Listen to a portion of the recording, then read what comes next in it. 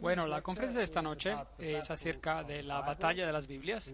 No iremos directamente en la Biblia esta noche, sino que miraremos a la historia en esta batalla, y mañana a la noche, bueno, en las próximas conferencias estaremos estudiando a la Biblia misma. Así que no se olviden de traer sus Biblias mañana a la noche. ¿De qué se trata de toda esta batalla? Sabrá que en el pasado la Biblia era un asunto muy, muy importante, y hubo guerras que se combatieron sobre esta Biblia. Y la iglesia medieval prohibió la Biblia, pero hoy todos parecen estar satisfechos de que todos tengan una Biblia. Entonces, ¿ha cambiado la actitud o ha cambiado algo más? Mateo 4, versículo 4. Él respondió y dijo: escrito está, no solo de pan vivirá el hombre, sino de toda palabra que sale de la boca de Dios. Cité este texto de la versión inglesa, King James, nosotros de la Reina Valera, porque si no, no tendría un problema, porque solo les podría leer la mitad del verso a ustedes. Pero sin embargo dice: escrito está, no solo de pan vivirá el hombre, sino de toda palabra que sale de la boca de Dios. Obviamente es importante que conozcamos la palabra de Dios. Isaías 8:20, a la ley y al testimonio, si no dicen conforme a esto, es porque no les ha amanecido. En otras palabras, si no hablas de acuerdo a la palabra de Dios, y si no hablas de acuerdo al testimonio, de los cuales los profetas han hablado, sobre las acciones de Dios, las cuales tienen que estar en armonía con el Torah, los primeros 5 libros de la Biblia, entonces ya no hay luz en ellos, no les ha amanecido. Así que no vengan con algo contrario a la palabra de Dios. Apocalipsis 22:18 dice: yo advierto a todo aquel que oye las palabras de la profecía de este libro, si alguno añade a estas cosas, Dios traerá sobre él las plagas que están escritas en este libro. Y si alguno quita de las palabras del libro de esta profecía, Dios quitará su parte del libro de la vida, y de la santa ciudad, y de las cosas que están escritas en este libro. Así que es algo muy serio. No se metan con la palabra de Dios. ¿Estaría de acuerdo que eso es lo que dice? Esta es una amonestación muy seria. Y obviamente, si el hombre no vive solo de pan, sino de cada palabra que sale de la boca de Dios, si usted añade y quita algo y la mezcla y la cambia, esto podría acarrear problemas. Bueno, hoy en día tenemos muchas Biblias y hay un montón de traducciones de la Biblia. Ahora, ¿cuál es la mejor? Les dirán que las traducciones modernas son las mejores, y sí, en muchas maneras lo son. con la moderna erudición griega, muchos de los versos en las Biblias modernas tienen una mejor traducción que las versiones viejas por el mejor conocimiento de la terminología griega.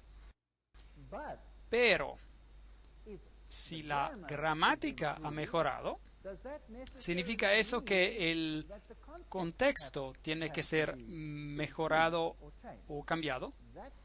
Es allí cuando uno se mete en problemas. Entonces, ¿cuál es el árbol de familia, por así decir, de las Biblias modernas que tenemos en el mundo hoy? Los manuscritos originales de todas las Biblias se han perdido. Ya no existen. Así que todo lo que tenemos son copias de copias. Algunos de ellos son muy antiguos, algunos no son tan antiguos.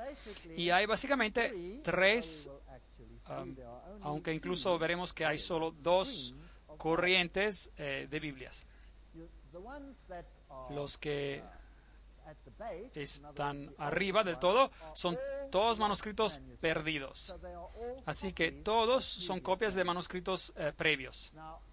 Ahora, en cuanto a la Biblia que guió y sirvió de base para la traducción inglesa de la King James, viene de este árbol central. Son los manuscritos perdidos del texto tradicional. Vienen de la versión siríaca, de la versión gótica. Hay una versión llamada Codex W y Codex A, y después hay una vasta mayoría de textos existentes, los cuales componen los manuscritos del Nuevo Testamento.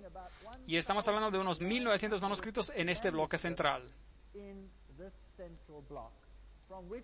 del cual finalmente tenemos la versión King James inglesa, y cada otra Biblia, excepto la Biblia católico-romana y la jesuita, cada Biblia en el mundo que fue escrita antes del 1914, cada una de ellas sale de aquí. Después hay dos otras corrientes. Este árbol aquí es el que originó con la versión Douay, la cual es básicamente la versión jesuita de la Biblia, y los ancestros de la versión occidental están perdidos, y el texto es una expansión del texto original. Aquí tenemos la antigua versión latina. Tenemos la versión latina Vulgata, la cual el Papa declaró que era infalible. Tenemos el Codex D, el Codex D2, el Codex E2 y la versión Douay del 1582, la cual fue escrita para contrarrestar la Reforma Protestante. Y esa es una de las corrientes. Y los manuscritos que pertenecen a esta familia tienen el mismo texto y todos acuerdan con las palabras. Luego hay otro árbol, el cual es el ancestro de la familia de Alejandría, y el original está también perdido, como veremos. Y aquí tenemos unos pocos documentos interesantes, y estos son relativamente nuevos, pero son documentos antiguos, los cuales han sido encontrados últimamente. El Papiro 75 y el Codex B son dos de ellos, y luego tenemos Papiro 66, y el más famoso de todos es el Codex Aleph. Y desde esta pequeña corriente de 4 manuscritos tenemos las siguientes versiones en inglés: la versión revisada, la versión estándar americana, la nueva Biblia inglesa, y todo un montón de nuevas versiones que están saliendo en todos los lenguajes del mundo. Están basadas en estos manuscritos aquí. Entonces, en el bloque central tenemos miles de manuscritos, pero este en particular, el Codex Aleph, es uno de los más viejos manuscritos que hay, y por supuesto la antigua versión latina y la Vulgata también están basados en documentos relativamente antiguos. Ahora, todos ellos vienen de documentos antiguos. El más viejo que tenemos viene de esta corriente aquí. Si algo es viejo, ¿significa necesariamente que es bueno? Hoy igualamos a lo viejo con lo bueno. Ahora, viejo o antiguo no necesariamente significa bueno. Es un punto muy importante para recordar. Si vemos al árbol central de aquí, con miles de copias en todos los lugares del mundo, prácticamente, entonces este es un punto muy interesante. Si tengo una franquicia, digamos un ejemplo, digamos que he desarrollado una nueva marca de pollo para vender a alguien. Tengo una gran receta que ahora voy a basarla en una franquicia y la voy a mandar a cada país del mundo y van a seguir esta receta al pie de la letra y van a vender zapallo con pollo azul, por ejemplo, o lo que sea, con esta franquicia. Ahora, todos reciben la receta original y diligentemente la traducen, porque los alemanes la necesitan en alemán, los portugueses en portugués, los españoles en español, etcétera, etcétera. Así que cada uno diligentemente la copia y ahora literalmente hay miles de copias en varios lenguajes del original que fue escrito y enviado. A lo largo de los años, el original es copiado tantas veces que eventualmente se deshace. Así que todo lo que tienen son copias. Es todo lo que usted tiene. Y luego un día, alguien se dice a sí mismo, ¿sabes? Es una gran receta. Me gustaría cambiarla un poquito y robar esta franquicia para mí mismo. Entonces, él altera la receta y dice, hola amigos, yo tengo la receta original. Entonces, ahí está. Y bueno, él la quema un poquito y la hace pasar por vieja. Eso no significa que eso pasó aquí con las Biblias, pero bueno, es un ejemplo. Entonces, él tiene la receta original y empieza su franquicia con la nueva receta. Ahora todos dicen, ahora, ¿cuál es la original? ¿Esta o la otra? Eso es altamente problemático. Ahora tenemos dos. ¿Cuál es la correcta? Bueno, ¿qué se hace? Usted dice, espera un momento. El original ha sido copiado y traducido en tantos lenguajes diferentes. Consigamos el alemán y el español, el armenio, el serbo y revisémoslos. Y así todos estarán de acuerdo con este y no con la otra. ¿Cuál era el original, pues? El que tenía una muchedumbre de testigos apoyándolo, ¿sí o no? Muy bien. Y eso ustedes lo encontrarán solo en la corriente central. Hay una muchedumbre de testigos en la corriente central. Quiero decir que hay más de 1.900 documentos allí y todos están de acuerdo. Ahora, los originales han sido copiados tantas veces que ya no existen. Pero, ahora eso es interesante. En esta corriente de aquí hay muchos versos que faltan, que ya no existen para nada. Y en esta corriente de aquí hay muchos versos que no existen para nada, que están, pero en esta corriente de aquí. Ahora, no tenemos los manuscritos originales, así que los seguidores de esta corriente dicen, no estaban en los originales, después de todo, esos son documentos viejos. Y esta corriente dice, ellos no estaban en el original. ¿Ven lo que dicen? Pero, ¿qué tal si uno tiene cartas muy antiguas de los padres de iglesia, las cuales obviamente no fueron copiadas tanto como fue la Biblia, o como un documento, y tiene las cartas muy antiguas de padres de la iglesia muy antiguos escribiéndose uno al otro? Ahora, si escribo una carta a mi esposa, por ejemplo, estoy en este país y ella está en otro país y la estoy animando y dándole unas cuantas citas de la Biblia, todos lo hacen, ¿no es así? Todos lo hacen, ¿no es así? Y así que tenemos esas cartas antiguas y hay citas de versos los cuales no aparecen allí en esta corriente. Pero las cartas son más viejas de esos manuscritos. Entonces, ¿cuál sería la corriente correcta? ¿Cuál sugeriría usted? Obviamente, las que están en línea de aquí, al centro, porque ellos están citando versos que ni siquiera existen en aquellos. Ese es el caso, es así como es. Así, entonces, ¿por qué tenemos estas tres corrientes? ¿De qué se trata todo esto? Ahora, Kurt Aland, el coeditor de dos de los textos griegos más extensamente usados y quien ciertamente es el líder en cuanto a la crítica textual en el continente europeo, propone que el texto de P75 y de B, en esa corriente de Alejandría, representan una revisión de un texto local de Egipto que fue impuesto como el texto dominante en esa área. Así que básicamente no tenemos cuatro, solo tenemos dos de esos manuscritos y uno es solo una modificación del otro. Así que básicamente en esa corriente hay solo un documento que queda y ese es el texto sinaítico y regresaremos a eso en un momento. Luego, David Otis dice, fundamentalmente hay solo dos corrientes de la Biblia. La primera corriente, la cual llevó el texto recibido en hebreo y en griego, manuscritos preciosos fueron preservados por la iglesia en Pella, en Palestina, donde los cristianos huyeron cuando en el año 70 después de Cristo los romanos destruyeron a Jerusalén. Entonces los manuscritos originales no estaban en Roma, sino que vinieron del área cristiana. Vinieron de Jerusalén, vinieron de Siria, allí donde los apóstoles predicaron. Allí es donde se encontraban los manuscritos originales y es el lugar lógico donde ellos estén porque es allí donde estuvieron los apóstoles. No es correcto.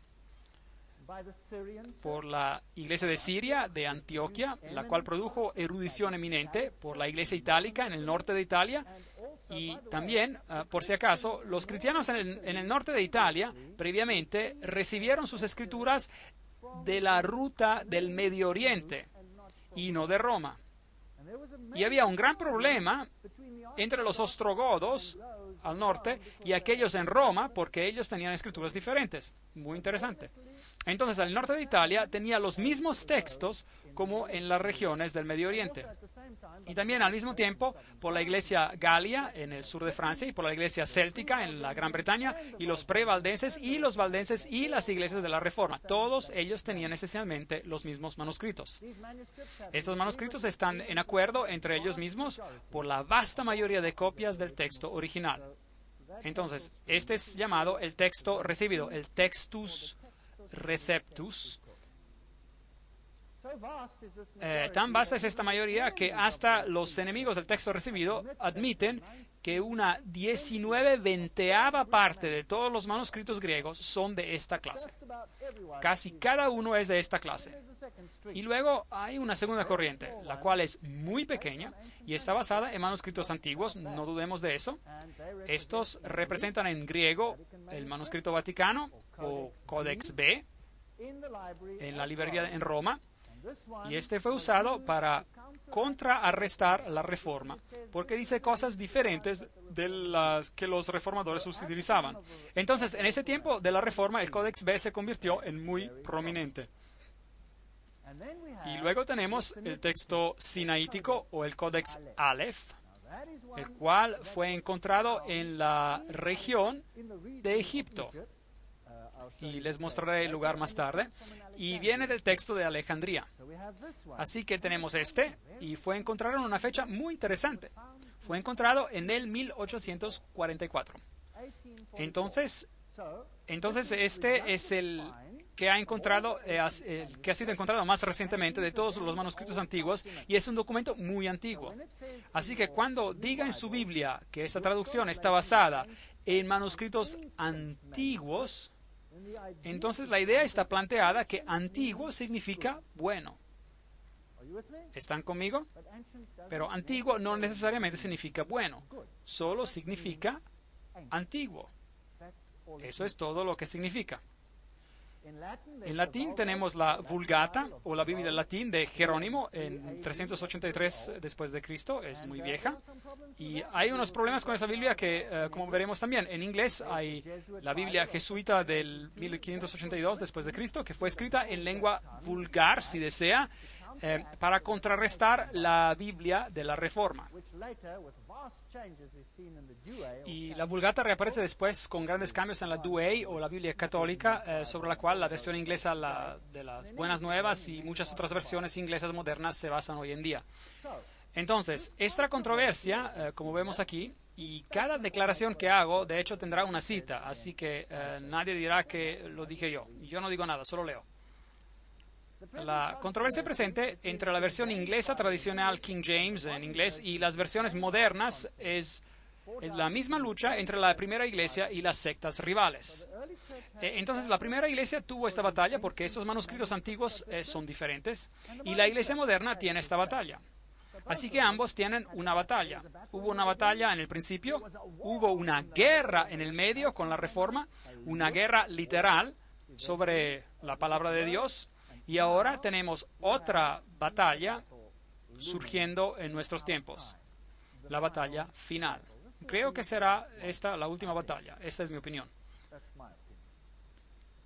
Entonces, la batalla se luchó entre los valdenses y los papistas desde el IV al XIII siglo y más tarde entre los reformadores y los jesuitas en el siglo XVI. Y hoy la batalla va a ser hecha entre cualquiera que represente las Biblias, que esas personas también defendieron, y cualquiera que represente el otro lado. Necesitamos entender que muchas de las nuevas traducciones son tomadas de manuscritos viejos. Sin duda, como les había explicado. Las personas creen que son más fiables, pero no, solo son más viejos. De hecho, ellos están diciendo, ahora escucha atentamente, que un manuscrito que fue encontrado en una canasta de basura de papel en una cueva en el monte Sinaí y manuscritos dudosos de Alejandría, donde tenía todo ese movimiento de ocultismo, son más fiables que el texto recibido. Eso es lo que estás diciendo. Así que estos manuscritos dudosos son más fiables. De hecho, el que fue encontrado en el monte Sinaí fue arrojado porque había sido copiado y borrado, y según la ciencia que estudia cuántas veces un manuscrito ha sido copiado y borrado y vuelto a escribir, parece que este ha sido borrado y reescribido en muchos sitios hasta unas 70 veces. De hecho, fue tan borrado y reescrito que lo botaron.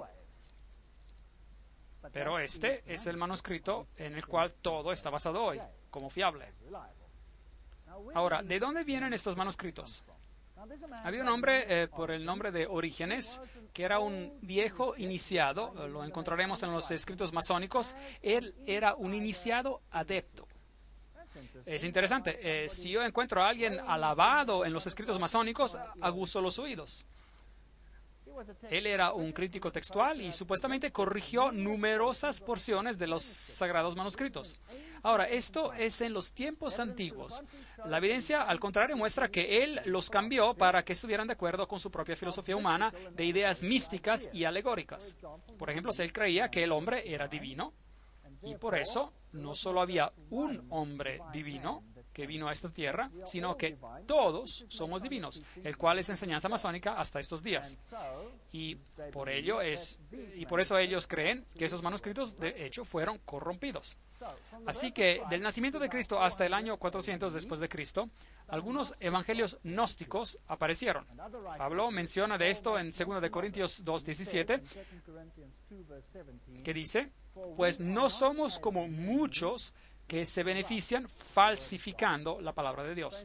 Entonces, en los tiempos de Pablo, ¿estaban corrompiendo la palabra de Dios? ¿Sí o no? Sí, la estaban corrompiendo. Y ellos la estaban corrompiendo con ideas gnósticas. Y esto era para traerlas en línea con un pensamiento ecuménico, que todas las religiones son básicamente lo mismo y que no deberíamos elevar una más que la otra. En el año 331 después de Cristo, y es cuando realmente empieza el problema, Constantino ordenó que se escribiera una Biblia ecuménica. Ve, la cristianidad estaba diciendo: Jesús es el camino, la verdad y la vida. Y todas las doctrinas con respecto al cristianismo eran problemáticas porque se enfrentaban claramente al paganismo.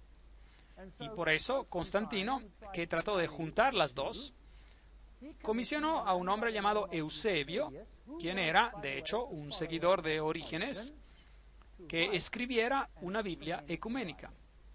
Eso quiere decir cambiar la palabra de Dios usando escrituras gnósticas para que sea aceptable a los paganos como también a los cristianos. Y eso fue lo que ellos hicieron. Pero los primeros cristianos rechazaron estos manuscritos y dijeron que no son de Dios. Y por eso las Biblias ecuménicas fueron a librerías secretas y allí estuvieron para que más tarde sean sacadas como manuscritos antiguos. Había cerca de 50 copias hechas por Eusebio y fueron distribuidas y terminaron en dos grandes áreas, mayormente en Roma y en Alejandría, donde tenían los estudios esotéricos, del cual estudiaremos más adelante. Bueno, Orígenes creía en la así llamada herejía aria. Ahora, la herejía aria es que Jesús no era Dios y que Dios es básicamente, si desea, es un Dios panteísta, un Dios en todo. Así que básicamente todos podríamos tener una chispa divina en nosotros, las cuales son enseñanzas masónicas. Es interesante que el catolicismo romano alega que él es antiarriano y que peleó guerras y destruyó personas que eran arias. No hay evidencia, y déjenme decirles ahora, no hay evidencia histórica que las naciones que fueron destruidas porque ellas eran arrianas, como los ostrogodos o los vándalos.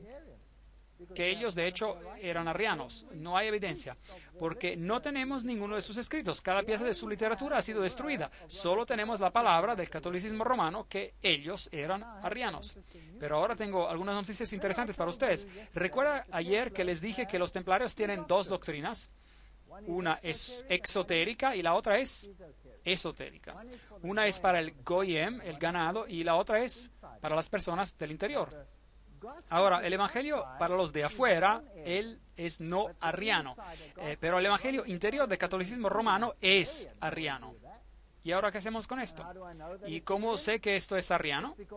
Es porque el Papa ha declarado la Vulgata, la versión Vulgata de la Biblia, como la Biblia infalible, y la Vulgata es arriana.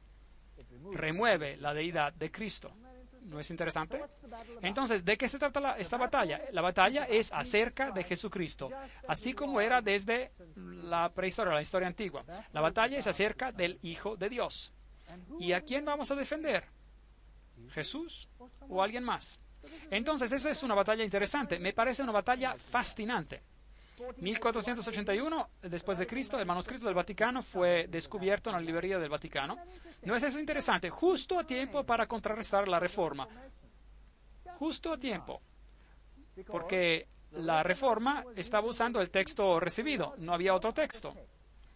Así que ahora usted debe creer que hasta en 1481 Dios había guardado la verdad de la Biblia de todas las generaciones hasta el 1481, que todos estaban basados en manuscritos equivocados. Y afortunadamente el Vaticano descubrió el manuscrito correcto en 1481 para contrarrestar a la Reforma, y ese manuscrito varias veces pone la deidad de Cristo a un lado, y eso es arriano. Entonces, esa es una doctrina interior y es una doctrina templaria. Vimos esto en la conferencia que tuvimos ayer.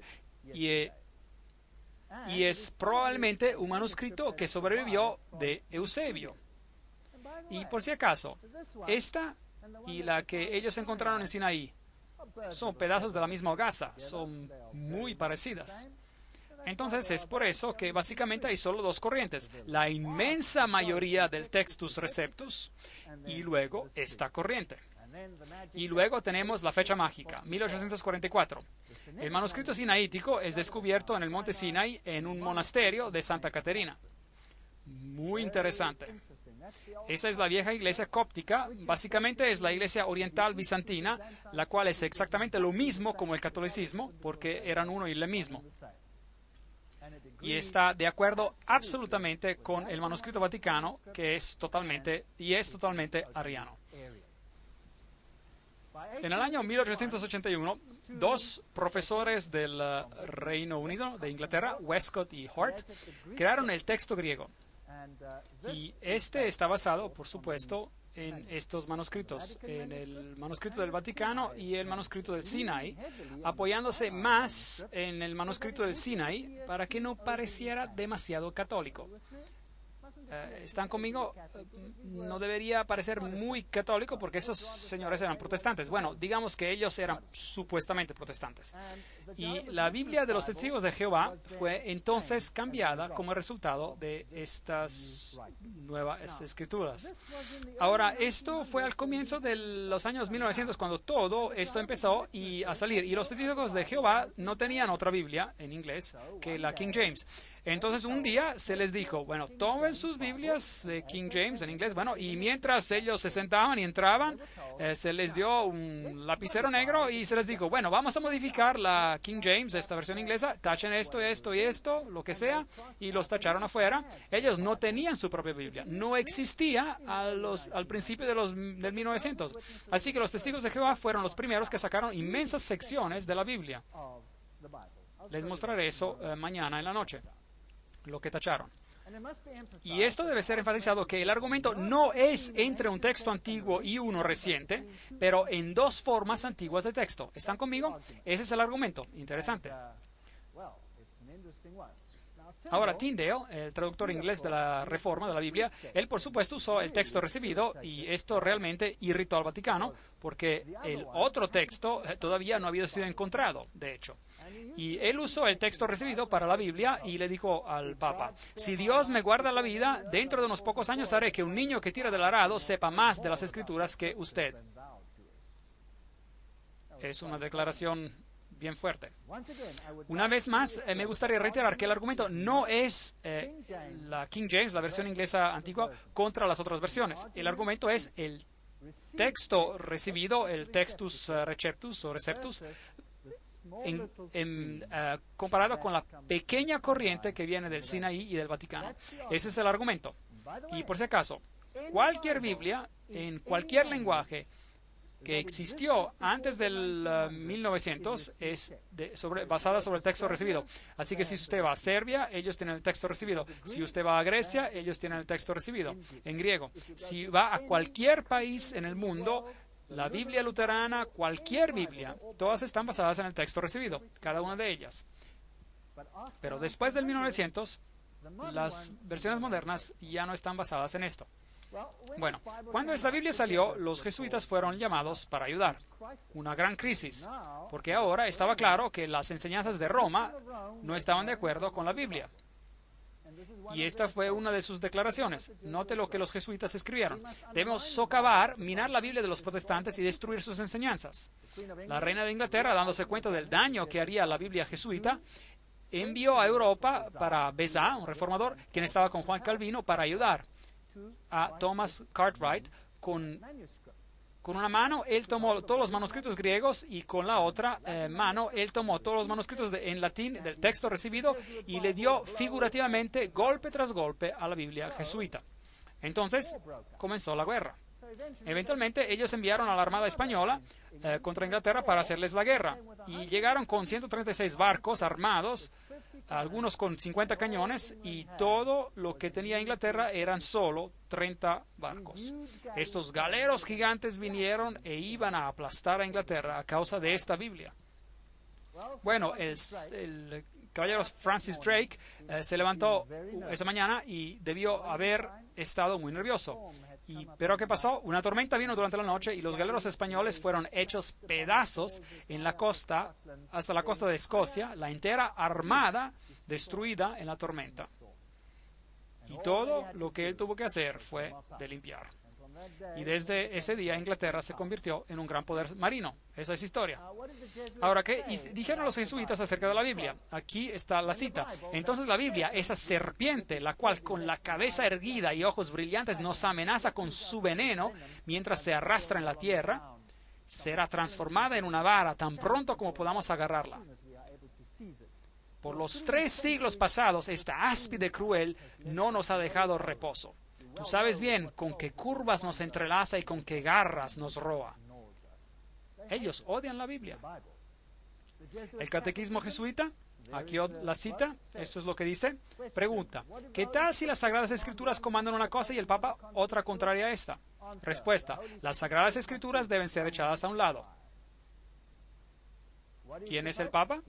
Él es el vicario de Cristo, Rey de Reyes, Señor de Señores, y hay solo un asiento de juez que pertenece a Dios y al Papa. Es una declaración bien fuerte.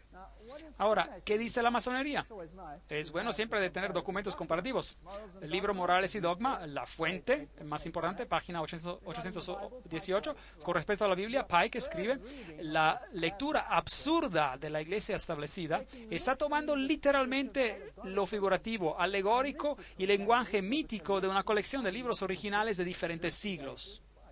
Bueno, él es bien despectivo. La insensatez con respecto a los libros hebreos, como si hubieran sido escritos por alguien poco imaginativo, duro, de intelecto práctico, de la Inglaterra de James, de Jacobo I, y la intolerante impasibilidad del presbiterianismo escocés. A él no le gustaba esa traducción, él la odiaba. ¿Y cómo se sentía acerca de la versión templaria, la versión jesuita? Lo mejor para triunfar y ganar partidarios, los templarios simpatizaron con el remordimiento por destronar credos. Los templarios simpatizaban con el paganismo y animaban la esperanza para nuevas adoraciones, prometiendo a todos libertad de conciencia y una nueva ortodoxia que debería ser la síntesis de todos los credos perseguidos. Así que la masonería odia el texto recibido. Lo tiene en su logia puramente como un símbolo. es tan sutil, es tan astuto y es tan diabólico, ¿no es así? Olvídense de esto. Regresemos al tiempo de la primera iglesia. Encontramos las versiones cópticas, las versiones latina y las versiones sirias. Ellas habían estado en circulación mucho antes que el documento Vaticano apareciera. Entonces, luego vienen los profesores de la Universidad de Cambridge que ni siquiera creían en la inspiración verbal de las Escrituras, Westcott y Hort, y ahora ellos van a cambiar todo. Por si acaso, la Biblia de Jerónimo, la Biblia de Roma, la que está usada por el Vaticano, la Vulgata Latina, como pudo ver el vídeo, acusó Jerónimo de emplear manuscritos corruptos griegos. Y el vídeo era contemporáneo de Jerónimo. Y si el vídeo no hubiese tenido los manuscritos de griego puro, no hubiera podido hacer esto. Así que mientras Jerónimo estaba escribiendo esta Biblia en latín, otros eruditos ya le estaban diciendo, oye, tú estás usando manuscritos corruptos para esto. Entonces, esta batalla es una batalla antigua, no es una batalla nueva. Así que estas versiones revisadas están basadas en manuscritos desde Egipto que fueron definitivamente corrompidos. Eso es lo que dicen la mayoría de los críticos. Uno de los más grandes críticos de todos los tiempos es Dean Burgon. Y cuando este gran hombre murió, entonces la corrupción empezó. Él era un bastión. Burgon escribe, no tan pronto estuvo el trabajo de los evangelistas y apóstoles reconocido como los homólogos necesarios y el cumplimiento de las antiguas escrituras de Dios y se convirtieron en el Nuevo Testamento, y luego dice que esto recibió tan buena recepción así como la recibió Jesucristo mismo. Ellos clavaron a Jesucristo en la cruz, ¿y acaso no clavarían su palabra en la cruz también? Básicamente es lo que él dice. Malicia sin parar y asaltes sin compasión a la palabra de Dios desde el principio. ¿Y qué dice acerca de estos manuscritos que fueron encontrados? Él dice, nosotros oponemos hechos ante su especulación. Ellos exaltan a B, Aleph y D8 porque en su propia opinión estas copias son las mejores. Tejen telas ingeniosas e inventan teorías sutiles porque su paradoja de los pocos contra los muchos requiere ingeniosidad y sutileza para su apoyo. Muy bien escrito. Él lo destrozó. No tenemos que leer toda la cita, usted la puede ver en el video, si mirar el texto de los textos, el resto de los textos, si lee inglés, y ver lo que Burgon tiene que decir. Estoy totalmente indispuesto a creer, Dean Burgon continúa, parece tan extremadamente improbable que al final de 1800 años, 995 copias fuera de cada 1000 probarán ser de poca confianza, y ese 1, 2, 3, 4, 5 que permanecen, que su contenido hasta ayer era tan bueno como desconocido, serán encontrados por haber conservado el secreto de lo que inspiró el Espíritu Santo originalmente. Un punto de vista interesante. Él más allá continúa diciendo, ¿cuál mientras tanto debe ser pensado de aquellas guías ocultas, esas engañosas, que ahora si podrían nos persuadirían ir de nuevo a esos mismos códigos textos de los cuales la iglesia ya se purgó? Vuelvan a esos manuscritos antiguos.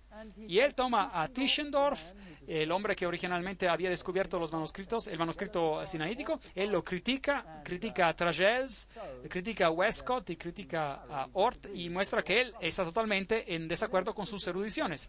Y luego esa declaración interesante. ¿Quién? Pero esos con tendencias católicas podrían estar satisfechos con la noción de que Dios preservó el verdadero Nuevo Testamento en secreto por casi 1000 años y después finalmente se lo dio al pontífice romano para guardarlo. Ese es el punto de vista al que se llega. Literalmente, ese es el punto de vista al que se llega. Dr. Hoskier cita a Dr. Salmón que dice, naturalmente Hort respetó a esos manuscritos como los más dignos de confianza, los cuales dan la interpretación reconocida por Orígenes, el padre de la Iglesia. Eso es lo que ellos hicieron. Hort, el profesor de Inglaterra, él era un seguidor de Orígenes y tendremos que comprobar eso. No podemos hacer declaraciones así nomás. Tú siempre serás mi amigo, dice, pero ya no puedo ignorar más las críticas. Ese es el doctor Frank Loxon, al doctor F. Lockman, uno de los más grandes traductores. No puedo refutarlos y, mi querido hermano, no tengo ninguna cosa en contra tuya, pero la única cosa que puedo hacer bajo Dios es renunciar cada conexión con la versión Nueva Biblia Estándar Americana. Así que hay un miembro aquí del comité separándose a sí mismo personalmente de esta traducción. Bueno, vayamos a Alejandría a ver a lo que podemos encontrar. Aquí está la estatua de Horus. el secreto de los iniciados.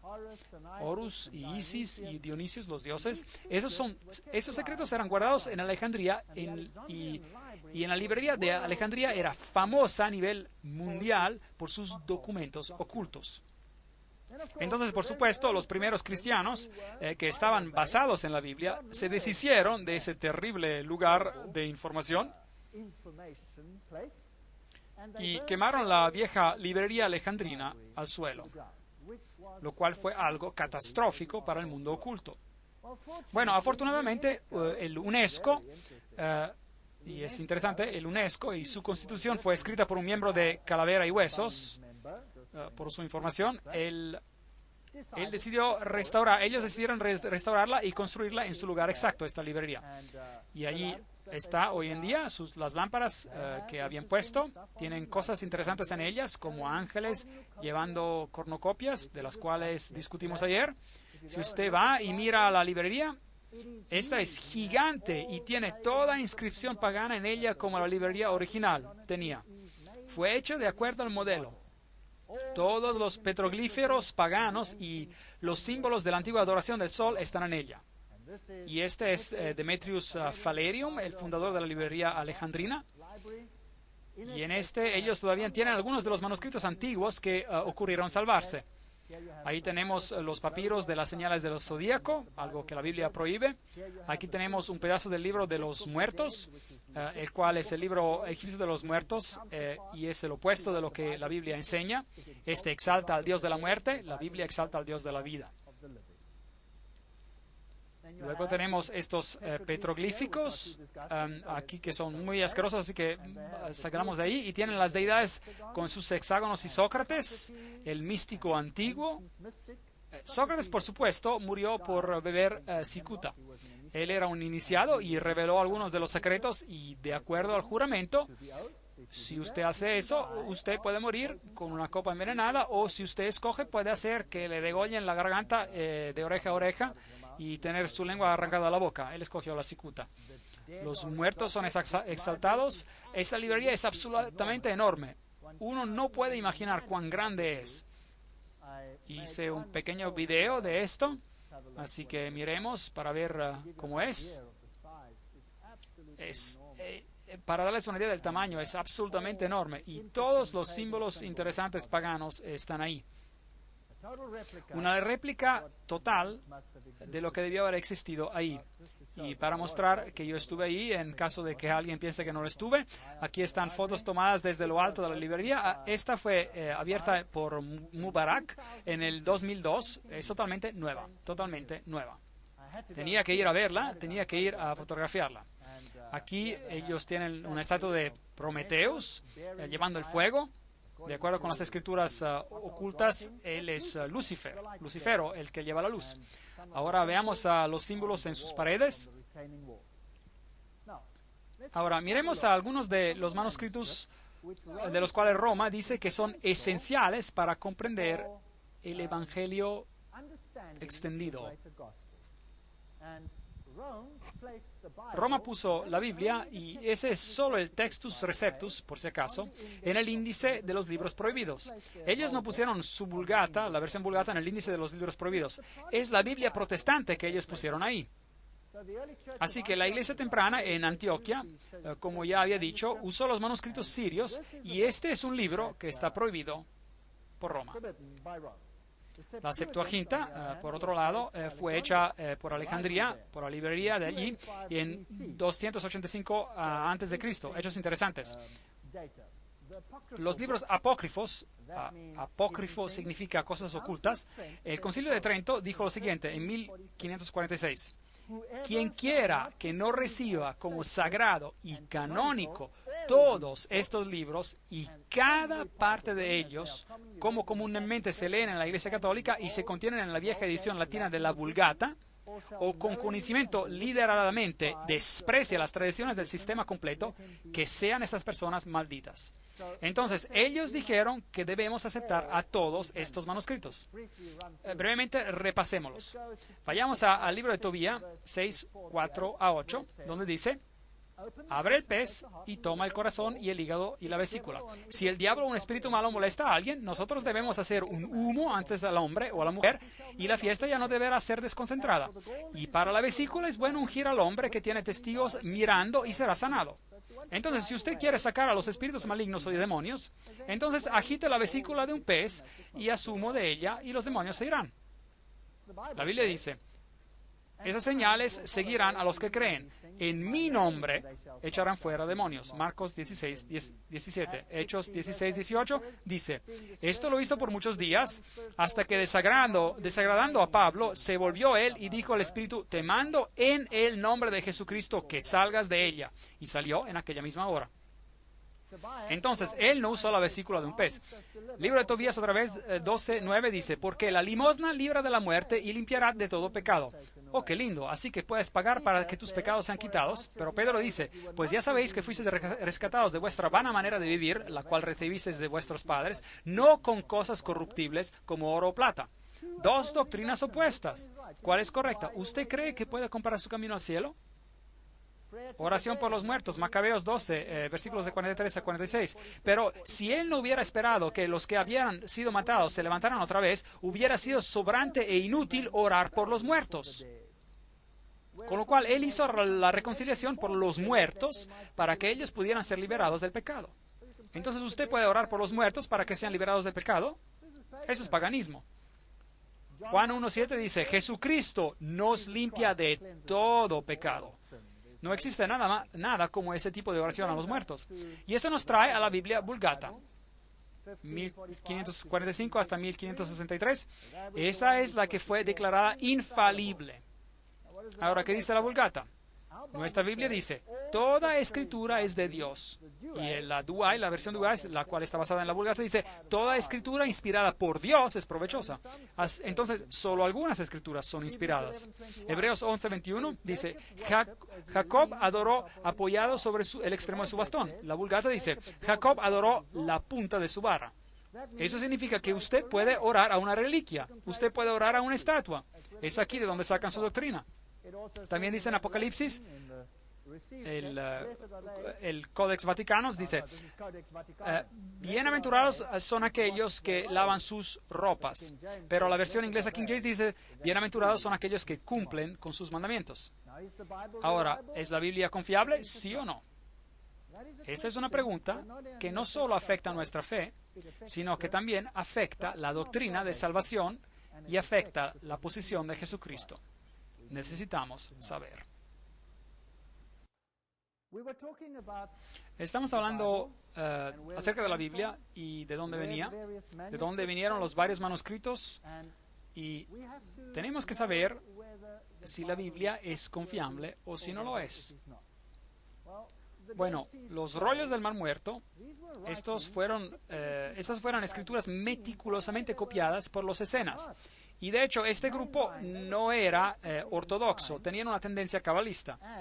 Pero los manuscritos antiguos que ellos copiaron eran exactamente como aquellos que encontrados en la Biblia hoy en día.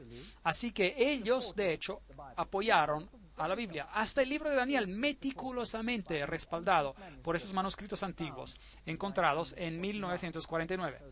Entonces, ellos probaron que la Biblia no había cambiado en todo este tiempo y estos manuscritos fueron muy entusiasmantes. Pero luego otros manuscritos interesantes han sido encontrados aparte de esos famosos que fueron encontrados, aparte de este famoso que fue encontrado cerca de Alejandría, y esa es toda una serie de evangelios gnósticos. La revista Time informó de esto hace un tiempo atrás, Palabras del Pasado, 46 escrituras excavadas acerca de Nag Hammadi en Egipto. En el 1945 cambió opiniones sobre la temprana cristiandad. Ahora, interesante, Egipto era la sede de la ciencia oculta y estos fueron enterrados para guardarlos seguros. ¿De quién? Obviamente de los primeros cristianos que destruyeron la antigua librería pagana. Y estos manuscritos han sido encontrados desde el 1945 y están cambiando las opiniones del mundo.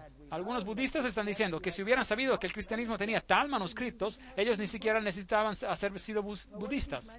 Ahora, ¿qué dicen esos manuscritos? Esos son los llamados los evangelios perdidos, que son tan famosos hoy en día. Tenemos el evangelio de Tomás, el evangelio de Pedro, y todos esos maravillosos manuscritos, iluminando lo que los cristianos tempranos querían. Bueno, había los ebionitas, había los marcionitas, había los gnósticos, había los supuestos seguidores de Tomás. Todos ellos básicamente creían en la deidad del hombre y que Jesucristo no tenía deidad exclusiva. Todos ellos creían esto. Leamos del Evangelio de Pedro para ver qué tiene que decir, que ha sido excavado, y usted me dice qué piensa si es confiable. Leámoslo. Por si acaso, esas escrituras gnósticas son apócrifas y por esto son sagrados, según la traducción, como leímos. Bueno, la cruz habló y caminó. Jesús había muerto en el día antes hablando sus últimas palabras. Mi poder, ¿por qué me has dejado? Su cuerpo fue tomado y puesto en la tumba. Pero ahora, mientras el sábado amanecía. Uy, ¿qué pasó? Ahora, ¿qué día es el sábado ahora? El domingo se ha convertido en sábado aquí. El sábado, como domingo, era guardado solo en Alejandría, en Egipto, y en Roma. En el resto del mundo cristiano guardaba el día sábado, el séptimo día. Entonces, el sábado ha sido removido al domingo. Amaneció el sábado, una gran voz vino del cielo. ¿Es esto confiable? Bueno, veamos cuán digno de confianza es el resto. Una gran voz vino del cielo y 2 hombres descendieron. Y la piedra que bloqueaba la tumba se movió de su lugar por sí sola. La Biblia no dice eso. Y mientras los soldados romanos miraban boquiabiertos, 3 hombres salieron de su tumba, 2 de ellos apoyando al otro. ¿Oh, Jesús no podía caminar cuando él salió de la tumba? ¿Su resurrección no era tan ilustre? Con la cruz siguiendo atrás. Oh, toda sola la cruz se mueve. ¿Acaso fue la cruz enterrada con él? No, la cruz le caminó por detrás. ¿Por qué? Porque ellos hicieron de la cruz un símbolo muy prominente en aquellos días. Las cabezas de los 2 miraron hacia el cielo, pero la cabeza del otro, que ellos guiaban, subió a los cielos. Y escucharon una voz. ¿Han predicado a aquellos que están durmiendo? Entonces aquí tenemos la doctrina de predicar a los muertos. Una respuesta vino de la cruz. Sí. ¿Usted confía en este evangelio? Si lo hace, bueno, lo siento mucho por usted. Yo creo que eso pertenece de donde se encontró el otro manuscrito, en el basurero. Déjenme llevarles a Sinaí. Bueno, estaba interesado en ir a Santa Caterina, donde este famoso manuscrito del cual todas las traducciones modernas están basadas, fue encontrado. Bueno, aquí está. Este es el protectorado de Santa Caterina. Este es el monasterio, el famoso monasterio. Aquí están las calaveras de los monjes que fueron activos ahí. Y si desea, usted puede orar a ellos y recibir una bendición. Ellos le responderán aparentemente. Bueno, yo no vi ninguna posibilidad de que ellos me respondieran, no tenían aliento, pero sin embargo, bueno, usted puede si lo desea. Este es el Sinaí, así dicen. Y en la iglesia encontramos los símbolos del sol y la luna y todos los símbolos paganos. La famosa librería del Sinaí, donde esto fue encontrado, donde tenemos todos estos códices antiguos, escritos a mano, esos antiguos manuscritos, y el famoso Codex Sinaiticus, el cual fue encontrado por Tischendorf en 1844. Así que ahí lo tenemos. Entonces esto fue dado a los eruditos católicos en 1844 en la Universidad de Leipzig, en Alemania. Una fecha interesante. Ese es el Codex Sinaiticus. Allí tienen algunos de los antiguos manuscritos que están en este lugar. Y historia interesante acerca de este monasterio. El tratamiento benévolo del monasterio del Sinaí por los árabes, que nunca lo destruyeron. Los islamistas nunca tuvieron problema con ellos, que tomaron la península en el siglo VII, y es debido a la patente de Mahoma y de su protección con derechos y privilegios que el profeta Mahoma, fundador de Islam, concedió a los monjes del monasterio del monte Sinaí. Entonces Mahoma protegió a este monasterio. ¿Quién más lo protegía? Bueno, aquí hay otro documento interesante. Napoleón Bonaparte, que era un framasón de 33 grados, a propósito, bueno, si había tal cosa en esos días, su hermano era el gran maestro en España y él era un alto framasón. Esos grados todavía no existían en esos tiempos, pero él era uno de los iniciados más elevados. Él protegió a este monasterio.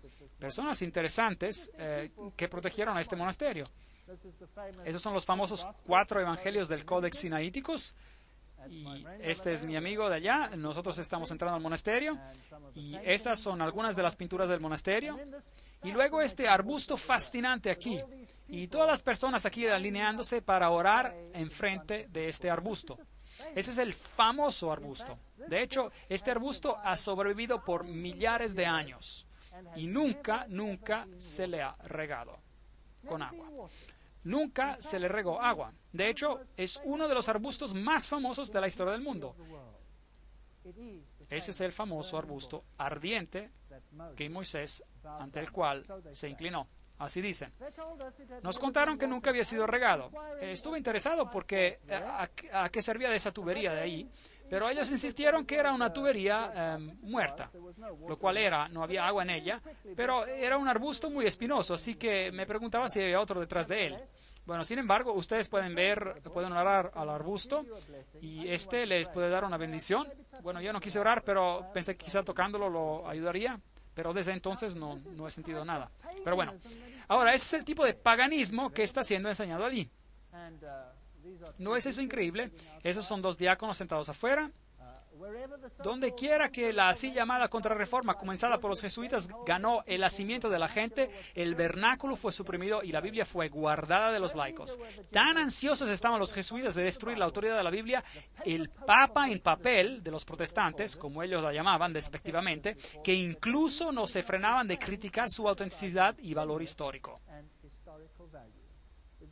Los jesuitas hicieron guerra contra la Biblia protestante.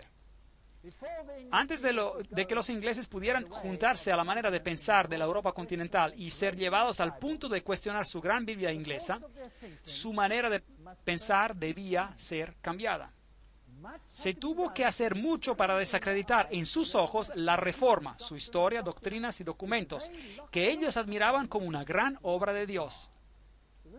Entonces, eso es lo que ellos tuvieron que hacer. Ellos tuvieron que destruir ese pensamiento. Ahora, una declaración muy interesante, y veremos de quién viene en un momento.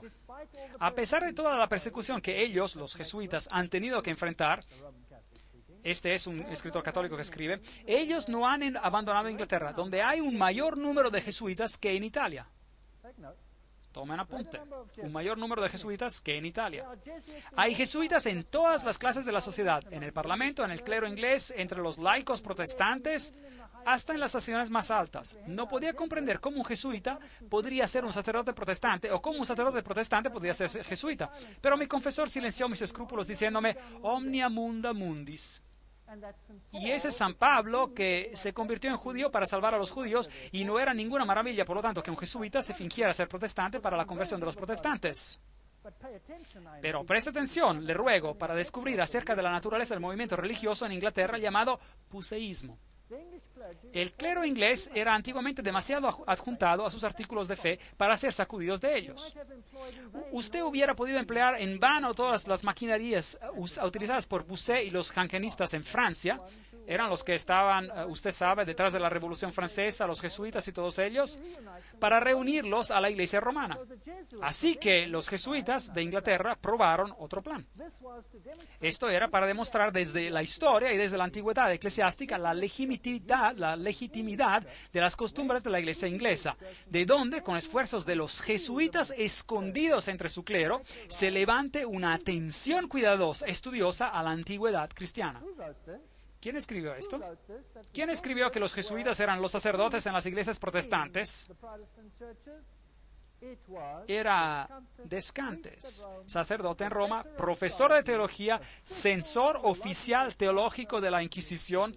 El hombre mismo nos dice que era así. Ahora, el romanismo es conocido por haber entrado recientemente a la Iglesia de Inglaterra. Antes del 1833, si usted sostuvo una misa como se sostiene hoy, eso hubiera sido anatema. Si usted hubiera hecho y dicho las cosas que se dijeron en ese entonces, eso hubiera sido anatema. Luego las cosas cambiaron.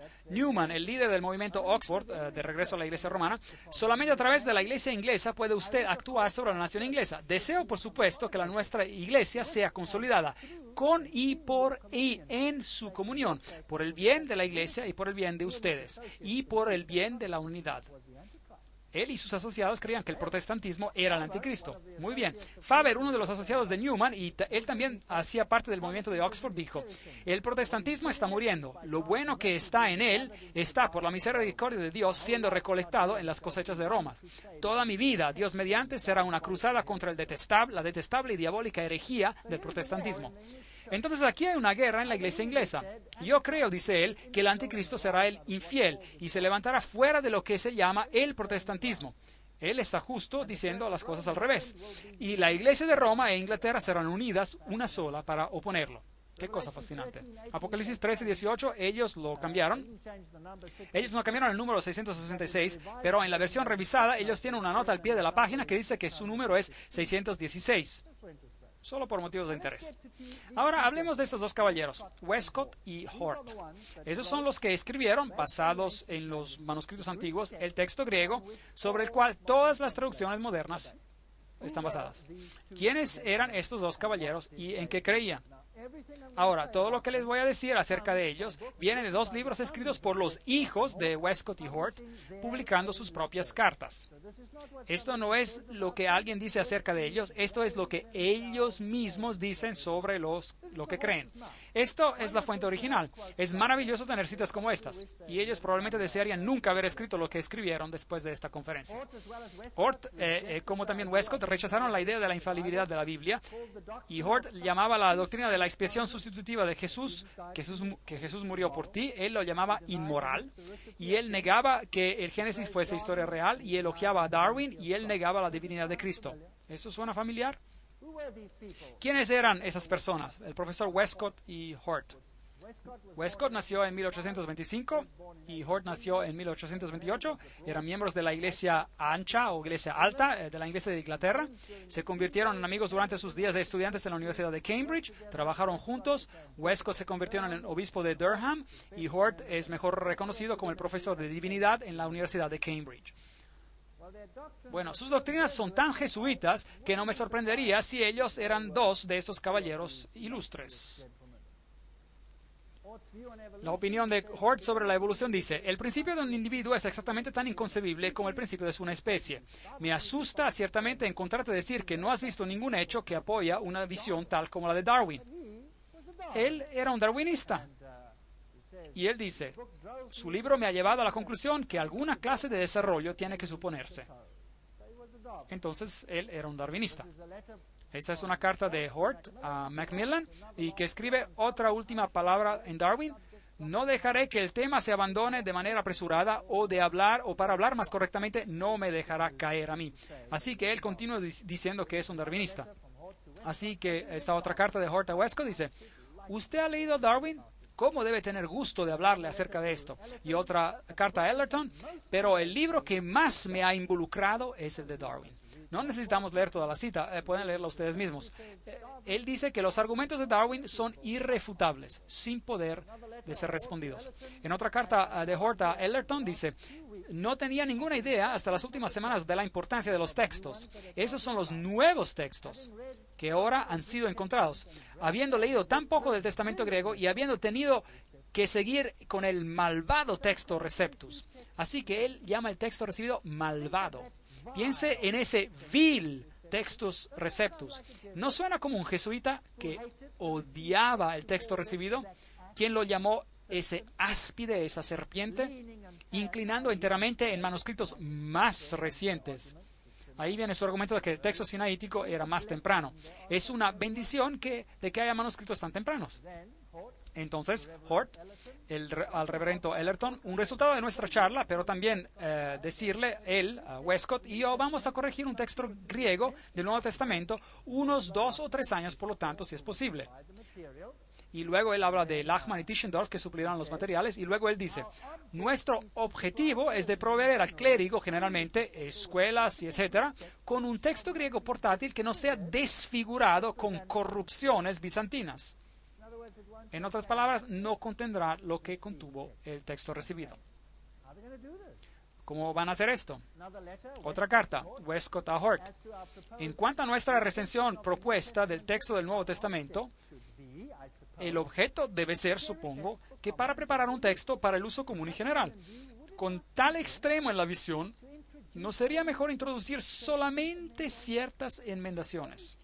Solamente cambiarle un poquito aquí y un poquito allí en el texto recibido y poner notas al margen de asuntos que parezcan posibles o que se noten a la manera de Griesbach. Si la cambiamos completamente, estos británicos se pondrían nerviosos. Mejor cambiémoslo aquí y allí y escribir en el margen lo que creemos que es importante, de modo que cuando ellos lo lean y lean el margen de los manuscritos dirán, oh, veo esto que probablemente no debería estar allí porque es un manuscrito temprano, en realidad uno corrupto, pero ellos no lo dicen, y ese manuscrito no lo tienen. ¿Usted ven lo que quiero decir? Eso es lo que ellos hicieron. Siento muy profundamente la vergüenza de circular lo que siento ser copias falsificadas de las Sagradas Escrituras. Esa es una referencia a la versión autorizada. Y estoy más impaciente para proporcionar algo para reemplazarlas. Este no puede ser ningún texto que se reclina solamente sobre nuestro propio juicio, aunque no seamos demasiado inexpertos para hacer uno. Entonces, él está absolutamente dispuesto a escribir otra Biblia toda por sí mismo, pero debe ser apoyado por una preponderancia clara y obvia de evidencia. El margen da alcance amplio para nuestra propia ingeniosidad o principios. Les sugiero que cuando lean los márgenes, desconfíenlos totalmente. Mi deseo sería dejar el texto recibido popular, excepto donde está claramente incorrecto, en su opinión, por supuesto. Luego él dice una cosa interesante. Westcott, Gorham, Benson, Bradshaw, Lord y yo hemos empezado una sociedad para la investigación de espíritus. Bien, ellos eran espiritistas. Y todos los aspectos sobrenaturales y los efectos, todos siendo dispuestos a creer que existen tales cosas realmente, y deben ser distinguidas de bromas y de los meros engaños subjetivos. Y ellos los llamaban todas clases de nombres, Club del Martillo del Toro, etc. Y fuera de esto desarrolló una sociedad increíble. En 1882 fundaron la Sociedad de Investigación Psíquica. En efecto, era una combinación de esos grupos que trabajaban ya independientemente. Trabajaron con la telepatía, clarividencia, etc. Lo cual es todo sabiduría oculta antigua. La sociedad de los espíritus de la Universidad de Cambridge fue fundada por nadie más que Edward White Benson, el futuro arzobispo de Canterbury, junto con estas personas ilustres, y Darwin también atendió. Ahora, esta sociedad, la Sociedad para la Investigación Psíquica, es también la sociedad que maneja el lado esotérico del movimiento de la nueva era hoy en día. Con su canalizar y su comunicación con el mundo de los espíritus, todas estas cosas están ahí dentro. Entre las personas y los grupos numerosos que en el centro del siglo XIX hacían investigaciones, ahí usted verá Edward White Benson, el arzobispo de Canterbury, su hijo A.C. Benson, será encontrado más bajo en el año 1851, con el siguiente párrafo. Entre las diversiones de mi padre en Cambridge hay una fundación de una sociedad para espíritus, el precursor de la sociedad psíquica, y luego personas como Lightfoot, Westcott y Hort estaban entre los miembros. Ahí está. Y entonces siempre estuvo más interesado en fenómenos psíquicos de lo que realmente admitió. Muy bien, pues. La evolución del ser un medium tradicional a el canalizar contemporáneo ha sido gradual. El espiritualismo tuvo su comienzo en 1848. Luego vino la Sociedad de Investigación Psíquica en Bretaña. Y luego Elena Petrovna Blavatsky tomó esto y continuó. Y ella es la que escribió: Lucífero es el Logos, la serpiente, el Salvador. Satanás es el único Dios de este planeta. Es de allí, es de dónde todo esto vino, es lo que escribió. La doctrina secreta viene de este grupo. Ahora, ¿ellos pertenecían a otras sociedades secretas? La respuesta es sí. Ort era un miembro de una sociedad secreta. Él encontró tiempo para ir a las reuniones de varias sociedades y en junio se unió a una compañía misteriosa de los apóstoles. Él siguió siendo un miembro agradecido y leal del club secreto, que ahora, cerca de 1896, ha llegado a ser famoso por el número de hombres distinguidos que han pertenecido a él. En su tiempo el club estaba de una manera envigorizada y él, este es Ort, era principalmente responsable por la fraseología del juramento, el cual ata al miembro a una conspiración de silencio. ¿Él perteneció a una sociedad secreta? ¿Sí o no? Sí. Que imponía a sus miembros en silencio. ¿No les suena esto como masónico? ¿Sí o no? Bueno, el primer ministro de Inglaterra también estaba dentro de allí, esta sociedad, y él escribió la Constitución para la Liga de las Naciones, donde él insistía que todas las religiones deberían convertirse en una, y escribió una solución esotérica que es también masónica. Esas personas eran masones. Ahora, vimos ayer que los iniciados altos creían que ¿quién es Dios? El diablo es Dios. Satanás es Dios. Lucifer es Dios. Así pues, señor Hort, ¿usted va a reescribir la Biblia mientras usted cree que Lucifer es el Hijo de Dios? ¿No significa eso que Jesús va a tener que hacerse menos de lo que es, sí o no? ¿No quisieran reescribir la Biblia para que Jesús sea sacado de la Constitución, sí o no? Bueno, ¿encontraremos eso hoy en día o no? Esa es la pregunta. No la voy a responder esta noche. Mañana la responderemos. Lo veremos por nosotros mismos. Traigan sus Biblias consigo. Echémosle una mirada. 1854. Ort al reverendo Juan Ellerton. Estoy de acuerdo con usted en el pensamiento que es una pena de que Mauricio niega verbalmente el purgatorio. Pero yo estoy de acuerdo completamente y sin dudar con él en los 3 puntos cardinales de la controversia, que la eternidad es independiente de duración, que el poder de arrepentimiento no es limitado a esta vida. ¿Pueden creer esto? Él cree en el purgatorio y que uno puede arrepentirse en el otro lado y que no está revelado si todos al final se arrepentirán. La negación moderna del segundo punto tiene más que ver con la despiritualización de la teología, más que cualquier cosa que se pueda nombrar al respecto. Bien, él creía en la doctrina católica romana del purgatorio. Dice él algo más adelante. Mientras él aconsejaba a un estudiante joven, él escribió: la idea de purgación, purgatorio, quemando tus pecados en el otro lado, el de ser limpiado como por fuego, parece ser inseparable de lo que la Biblia nos enseña. ¿Está él enseñando doctrina jesuita o está enseñando doctrina protestante? Ustedes díganme. Él está enseñando doctrina jesuita. Pero es muy astuto en decir que es un protestante para que los protestantes acepten su Biblia, porque ahora esta Biblia viene de la pluma de un protestante, si usted no sabía. Así, esto nos enseña de los castigos divinos, aunque poco se dice directamente en cuanto al estado futuro. Me parece increíble que los castigos divinos deberían de cambiar su carácter cuando esta vida visible se termina. Entonces él creía en el purgatorio. ¿Qué dice él acerca de la expiación? De que Jesús murió por ti y por mí. Bueno, aquí está su carta en el libro Life, volumen 1, página 322. Yo creo que le mencioné a usted antes el libro de Campbell sobre la expiación, que es inestimable por lo que va, pero desafortunadamente él no sabe nada excepto de teología protestante. Bueno, ¿qué dice él pues? Carta de Hort a Westcott. Estoy de acuerdo enteramente, corrigiendo una palabra, con lo que usted dice sobre la expiación. Habiendo por muchos años creído que la unión absoluta del cristiano, o mejor dicho, del hombre con Cristo mismo, es la verdad espiritual de la cual la doctrina popular de la substitución es una falsificación inmoral y material. Increíble. De modo que la muerte de Jesús es una doctrina inmoral. Más bien, lo que es moral es algo que nosotros devenimos uno con Él en Cristo y nos hacemos dioses. Eso es moral. Ellos dicen que eso es moral. Ahora, ¿quién enseña eso? ¿Los jesuitas y los masones o la Biblia? ¿Quién enseña eso? Entonces, ¿quién era este hombre?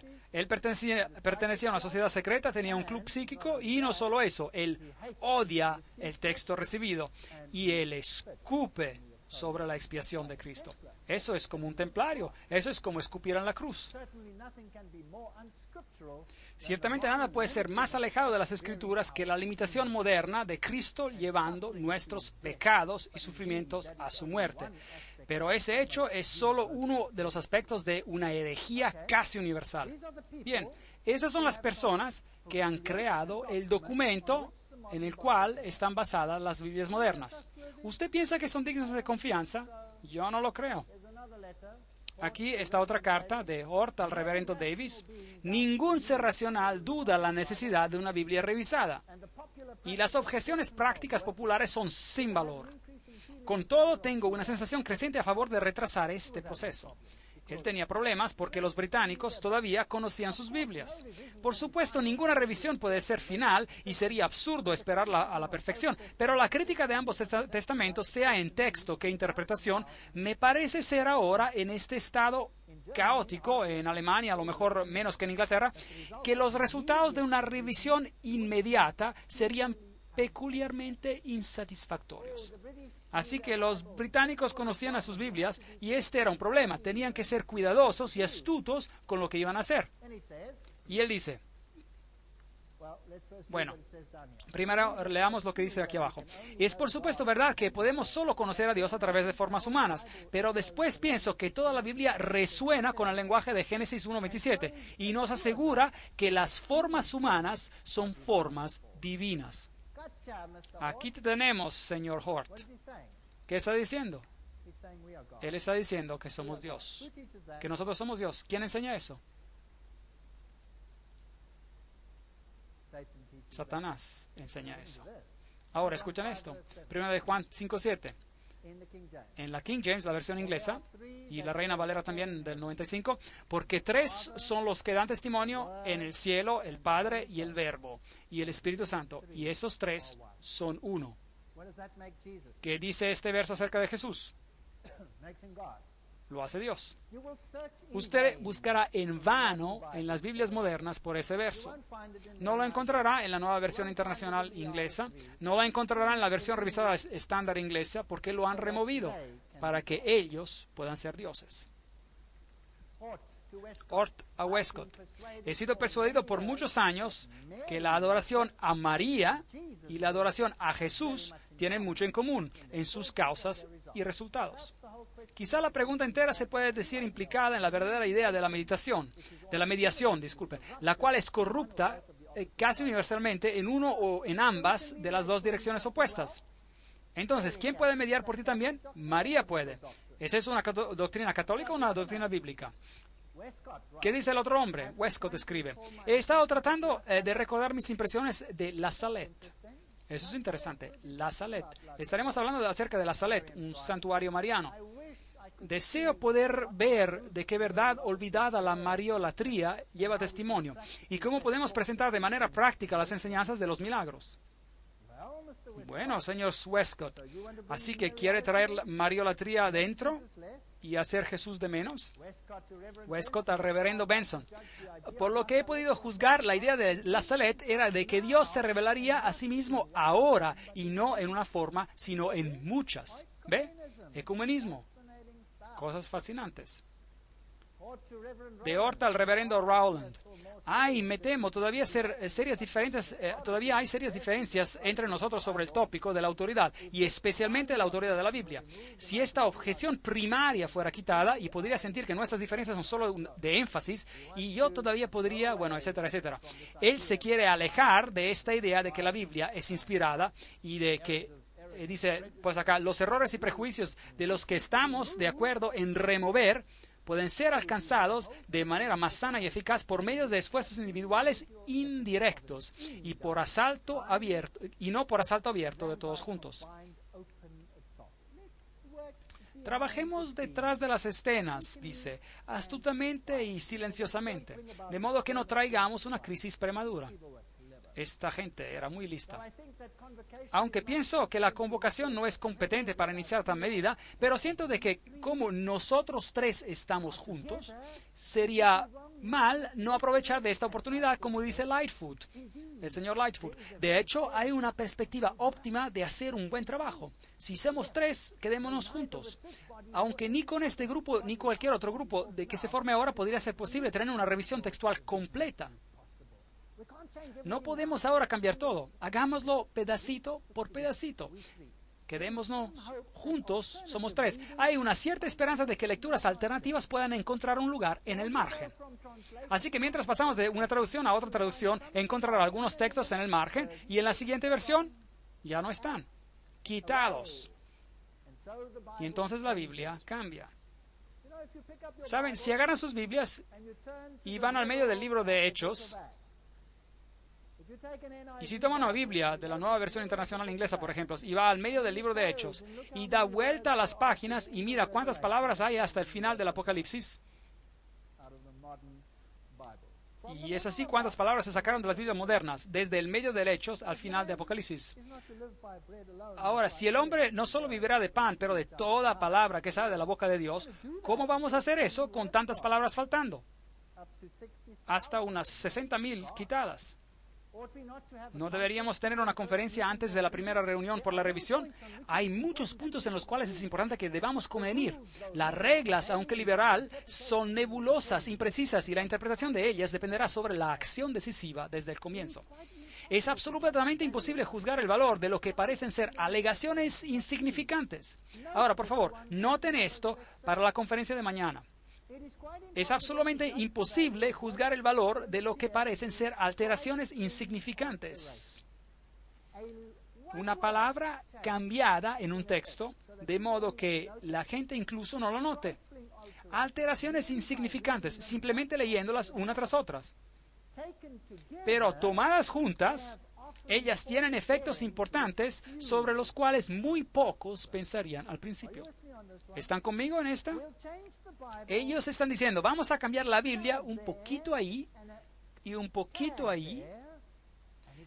Y si tomamos todos los cambios juntos, vamos a tener una doctrina enteramente diferente, y esos estúpidos goyim, esas personas ni lo notarán. Eso es lo que están diciendo. Bueno, lo vamos a hacer mañana. Les voy a mostrar pequeños cambios insignificantes y se quedarán sorprendidos de ver lo que hicieron a Jesucristo nuestro Señor. Se quedarán, espero, sorprendidos. Recuerden, pequeños cambios insignificantes. La diferencia entre un cuadro de, por ejemplo, el pintor Rafael y una copia débil de este se compone en un número de diferencias triviales. ¿No es interesante? Nos hemos resistido con éxito al llamado de salirnos del terreno peligroso, donde las necesidades de la revisión requieren que no nos quitemos. Esto es sin duda el comienzo de un nuevo periodo en la historia de la Iglesia. Hasta el momento los enfadados objetores tienen razón para quedarse asombrados. Esta gente es muy sutil. Balfour era un miembro de la Sociedad Secreta de los Apóstoles de Hort y presidente de la Sociedad para Investigación Psíquica. Y como les dije, él fue el primer ministro de Inglaterra y él escribió el primer anteproyecto de la Liga de las Naciones, o él era en parte responsable de eso. Y entonces estos eran individuos de alto calibre. Veamos a este extracto interesante de un libro, ¿Cuál Biblia? Se llama, por David Fuller en inglés. Hort escribe al reverendo Rowland Williams el 21 de octubre de 1858. Y estoy de acuerdo con ellos, es decir, con los autores de Essays y Reviews, posiblemente una revista, en la condenación de muchas doctrinas principales y especificadas de la teología popular. Los evangélicos me parecen ser víctimas de deformación, más bien de que ser falsos. Hay, me temo, todavía más serias diferencias entre nosotros en el tema de la autoridad, y especialmente en la autoridad de la Biblia. Él no creía en la autoridad de la Biblia, pues. Él escribe de Francia: después de salir del monasterio, avanzamos hacia una pequeña capilla que descubrimos en la cumbre de una colina vecina. Afortunadamente encontramos la puerta abierta, y había una piedad en tamaño real, una virgen y un Cristo muerto. Si hubiera estado solo, me hubiera arrodillado por horas. Ese es un católico romano que está hablando, no es un protestante ya. Si no es jesuita, no sé qué más. Westcott escribe al arzobispo de Canterbury una crítica sobre el Antiguo Testamento. Nadie ahora, supongo, sostiene los primeros 3 capítulos del Génesis, por ejemplo, que dan una historia literal. Nunca podría entender cómo cualquier persona que los lea con ojos abiertos pueda pensar que así es. No creían en nada. ¿Y estos son los mejores manuscritos en el mundo? ¿Usted lo cree? Estoy inclinado a pensar que ningún estado como el Edén existió y que la caída de Adán en ningún grado se diferenció de la caída de cada uno de sus descendientes. Ellos dicen que no hubo ninguna caída en el pecado. Esta es una enseñanza oculta. Hort escribe, la opinión pura de Roma parece ser más cercana y más probable a conducir a la verdad que la de los evangélicos. Entonces Roma está correcta y la otra opinión está incorrecta. Hort escribe a Westcott, recuerdo haberme sorprendido a ti y haberte sorprendido a ti y a Lightfoot no hace mucho tiempo por expresar una creencia que el protestantismo es un asunto parentético y temporal. Ya nos podremos librar de él. Está en nuestro camino. Es una interferencia nauseabunda al momento, dicen ellos.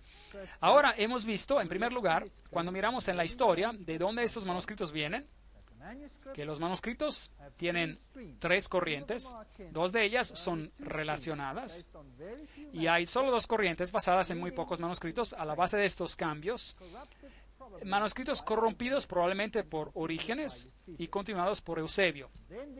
Luego, estas personas toman estos textos y dicen, esos son los más antiguos manuscritos y por eso son los mejores. Y nosotros basaremos las nuevas traducciones en estos manuscritos y pondremos a un lado el texto recibido. Deuteronomio 11:6 dice, guardaos pues que vuestro corazón no se deje engañar y os apartéis para servir a dioses ajenos e inclinaros delante de ellos. Primera de Timoteo 4:16 dice, ten cuidado de ti mismo y de la doctrina. Persiste en ello, pues haciendo esto salvarás a ti mismo y a los que te escuchen. ¿Qué pasa si los textos están tan cambiados que ya no puedes apoyar a tus doctrinas? ¿Qué harían entonces? ¿Sabían que la doctrina sobre el estado de los muertos no puede ser adecuadamente apoyada por los nuevos manuscritos? ¿Sabía que la divinidad de Cristo es un problema? Porque una coma aquí, un pequeño cambio allí y algo allí cambia todo el cuadro. ¿Sabían ustedes que Jesús resulta ser mentiroso y el otro resulta ser más verídico si lo lee en los nuevos manuscritos? Es muy interesante. Les invito a venir mañana y a escuchar. Segunda de Corintios 2:17 dice, pues no somos como muchos que se benefician falsificando la palabra de Dios, sino que con sinceridad, como parte de Dios y delante de Dios, hablamos en Cristo. Si Cristo no es todo en nuestras vidas, entonces no tenemos nada. Si Jesús no es Dios, no tenemos nada en que basar nuestra esperanza. Lo mejor que podríamos esperar es un ciclo constante de reencarnación en un mundo miserable. Ahora como humano, ahora como un animal, o a lo mejor como una hoja para ser comida por una vaca, una existencia muy miserable en lo que me concierne. Pero si Jesucristo es el camino, la verdad y la vida, y si Él pagó el precio por mis pecados, tengo una salida. Tengo una solución al problema que estoy enfrentando en primer lugar y tengo una respuesta a todas mis preguntas interiores porque sé de dónde vengo. Yo vengo de un origen noble. Yo sé por qué estoy en el estado en el que estoy. He caído por el pecado y necesito la redención, la cual puedo encontrar solo en Él, quien me creó en el primer lugar. Y esa es la doctrina que está bajo ataque. Darwinismo supuestamente gobierna en el lugar de la creación. Eso es lo que hemos visto, esto es lo que ellos creen. La expiación se tiene que eliminar para que Jesús no tenga ese rol. Y Zoroaster y Osiris deben ser iguales a él. De hecho, yo debo convertirme en su igual porque soy tan bueno como es él. Yo soy también divino. Eso es lo que ellos alegan. O una es verdad o la otra. Y luego tenemos que hacer otra pregunta. ¿Por qué Roma estos días guarda silencio respecto a la Biblia, pero todavía delira acerca del texto recibido? ¿Por qué es atacado por todas partes ese texto en cada universidad de teología? ¿Por qué dicen ellos en las universidades de teología que el peor texto en el mundo es el texto recibido? Bótenlo a un lado. Aquí hay algo mejor para ustedes. Vengan y vean mañana cuán mejor esto es. Y véanlo por ustedes mismos. Gracias.